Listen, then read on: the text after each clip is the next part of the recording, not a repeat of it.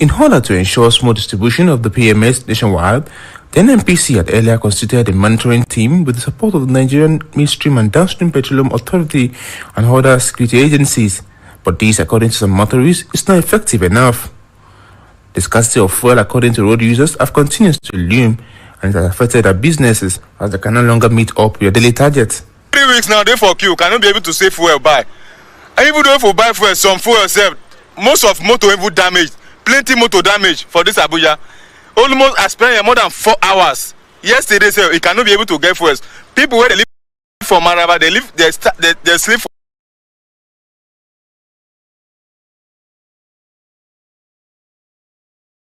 for inside town yesterday. I don't know where they go for this country. I don't know where they go. As I did now, since I don't 12 now, I never make anyone cover now. So before I go out now, the night I don't do. To make it now, I'm not going to make it again. To give the owner of the motor to get my watch of money, not going to feel up as the day before. We dey here since 10 o'clock. We dey here, and since then, now we near this filling station. We not even sure whether we will get fuel or not until we buy. But they should consider us the masses. At least it should also favor us. This now, imagine I'm supposed to be at work now, but I'm here joining the queue. So it's not funny at all. They should try and do something, no? You have it, all of us, the masses.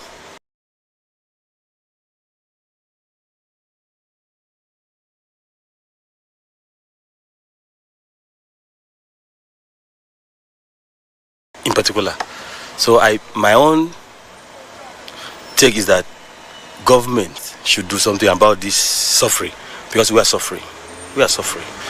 I'm supposed to pick my both children in the school, but here I am. So I just pray that all this queue will come to an end soon by the grace of God. We are on queue since morning. We've been on queue. The scarcity is biting so hard. So we are pleading to government to help us supply fuel, so that at least we will have fuel and do. Moneyline with Nancy Crew, who visited some fuel stations in the Federal Capital Territory, reports that fuel stations have commenced selling of the commodities, while holders are under lock and keys. Some Nigerians lamented that they now walk to their destination as there is scarcity of public transport, adding that they cannot afford the few ones available due to hiking price. Most of the businesses have been affected. You know, you cannot reach want to reach. I was supposed to be going around with my car, but I tried all day yesterday to get fuel. I couldn't get, so I just had to, go by leg. It's so bad, too bad, because right now you can see the queue, as in everywhere queue. The hold up is so much. I don't even know what's happening. Trekking for all the way from, I can't even say. I'm feeling so bad. It will be recalled at a press briefing on Tuesday in Abuja. The Group Executive Director, Downstream NNPC, Adeyemi, explained that the NNPC has commenced the distribution of 1 billion litres of safe premium motor spirit to fuel stations across the country, stressing that 24 hours loading and dispensing activities in designated outlets are commenced by the Major Oil Marketers Association of Nigeria, Depot Owners and Petroleum Product Marketers Association of Nigeria, and the Independent Petroleum Marketers Association of Nigeria. NNPC has over 1 billion litres of petrol in stock,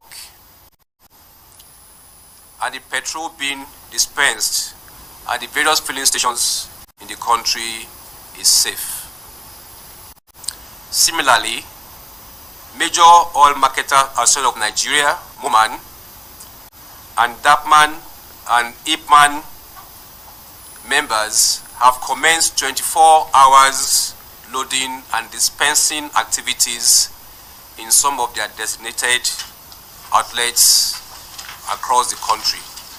He also revealed that the 2.3 billion litres of PMS is expected to arrive in Nigeria before February ends in order to address the current situation and restore sufficiency above the 30-day national target.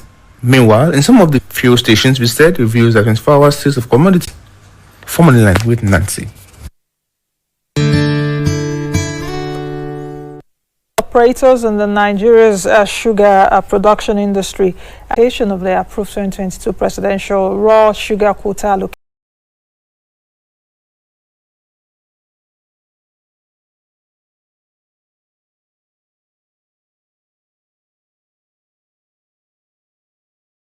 communications to representatives of refineries in the sector, the Executive Secretary, National Sugar Development Council, Zach Adedeji, warned operators to stop raising false alarm, refuting claims of imminent sugar scarcity in Nigeria, and stressed that there was also no reduction in the production of the commodity. Based on improvement in local sugar production, the government of the Federation of the rate of tariff to be charged on imported sugar, to request and receive annual baseline data and return from relevant agencies and companies for planning purposes, and to determine and effect appropriate sanctions for non-compliance with set regulations and standards for sugar industry. So this is to reiterate that Nigeria Sugar Master Plan is no more policy. It is now an act of National Assembly, which means it is a law that must be obeyed.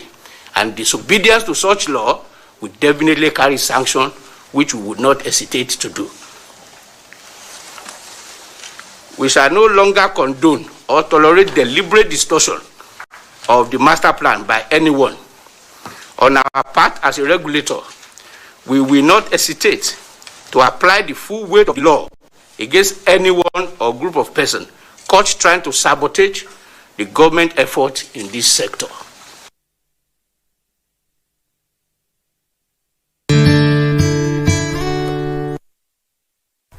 According to the latest figures obtained from the National Pension Commission revealed on Wednesday, pension assets under the contributory pension scheme rose by 1.11 trillion naira in 2021.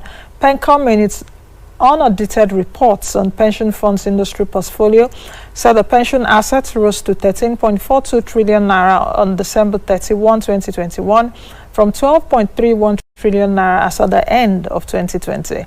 The reports also revealed that 8.77 trillion naira was invested in federal government securities, 3.34 billion naira in corporate debt in securities, 2.01 trillion naira in local money market securities, and 120.73 billion naira in mutual funds. For private sector to be more productive, it needs to have a more conducive, friendly business atmosphere with good macroeconomic stability. Ari Eisen, IMF representative to Nigeria, said this concerning the latest report on Nigeria 2021 Article 4 consultation and other economic issues. We think that the private sector is the main engine for growth. And for the private sector, productive as possible, it needs a conducive environment to operate. That conducive environment hinges on various layers of policies. But one goal should be macroeconomic stability. If you are an investor and you want to build a new plant, or you want to put new capital, you need visibility. You would like to have a stable macroeconomic environment, inflation stable and low, growth not very volatile, less dependent on variations of international prices, a less vulnerable and susceptible economy to shocks. We are not there yet, so macroeconomic stability is not guaranteed. So the policy framework, fiscal and monetary policies, should be that such that you can create buffers in good times, so that in bad times you can deploy buffers.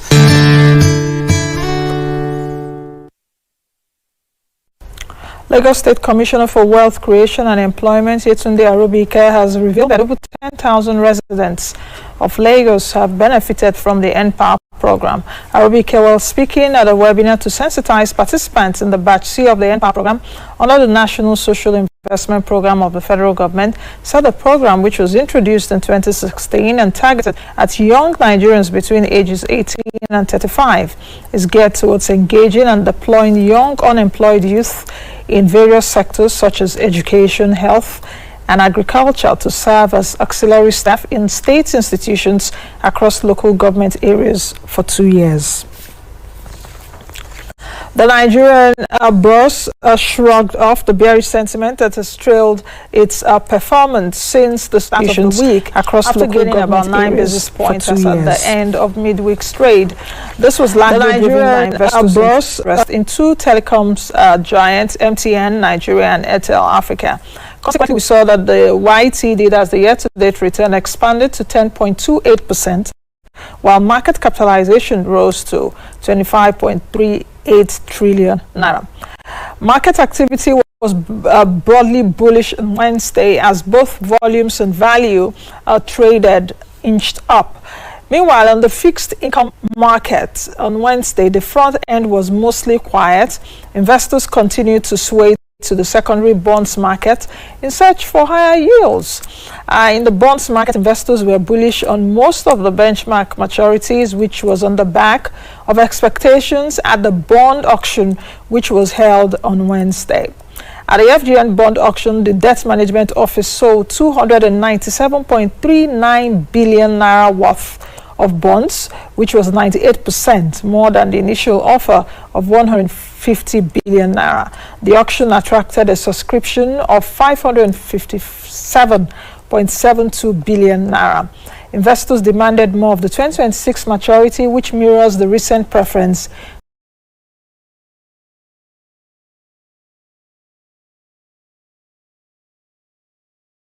for short-term bonds in the secondary market. Over to the currency market, the naira depreciated by 50 kobo to 416. Oh, I wish.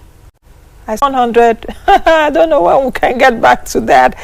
So the naira depreciated by 50 kobo to 416 naira 50 kobo at the I&E window. Meanwhile, external reserves dropped to $39.77 billion on February 15. Now, for global markets today,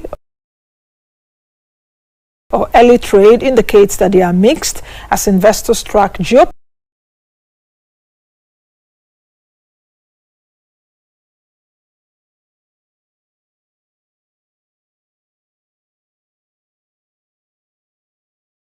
geopolitical tensions, the United States Fed, and earnings. All right, that's it for now. Let's quickly take a break, and when we come back from the break, it will be time for us to get into the discussion proper. We're looking at this lingering fuel scarcity, 3 weeks old now, or even more than that. Nigerians are really facing a hard time right now. I guess for those of you that are employers, some of your staff may not be coming to work now, or they will be coming late. Some are not using their cars anymore, as you saw in that report earlier. We'll be looking at all these details when we join us on all our social media. The handles will be put on the screen. You can also send me a tweet right about now at Nansilo-Najiwo. We'll be right back. Hello, and welcome to the program. This is Moneyline with me, Nancy. So we really have to keep thinking out of the box about how to get money to the least accessible in our society. Everything has to be re-examined in our economy. We are also ensuring that government does not continue to manage this refinery, because government is not, we need to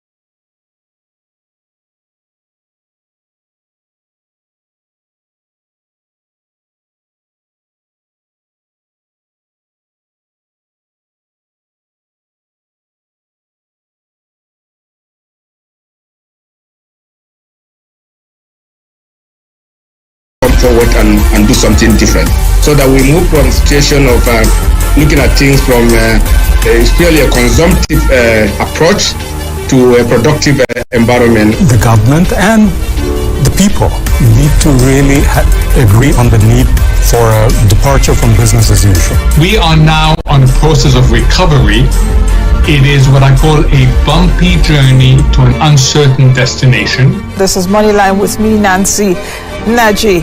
It's so nice to know that you're joining us again today.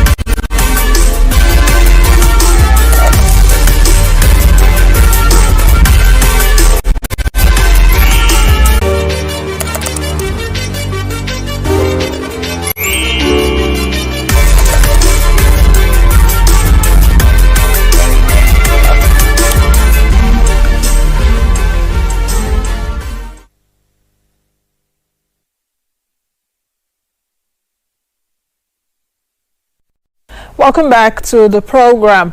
Before we move into our interview session, I also want to say here that we're expecting Q4 GDP data to be announced in a few minutes by the NBS, that is the National Bureau of Statistics. So we're expecting the fourth quarter GDP report, that's fourth quarter of 2021. It's expected to be announced soon. Don't forget that for 2021, we had 0.51% GDP growth in the first quarter. That's the January to March quarter. The economy grew 0.51%. For the second quarter of 2021, that's April to June. Yes, Nigeria's economy grew by 5.01%. Then from July to September quarter, the Nigerian economy grew 4.03%. So what the MBX is going to be doing in just a few minutes from now is to announce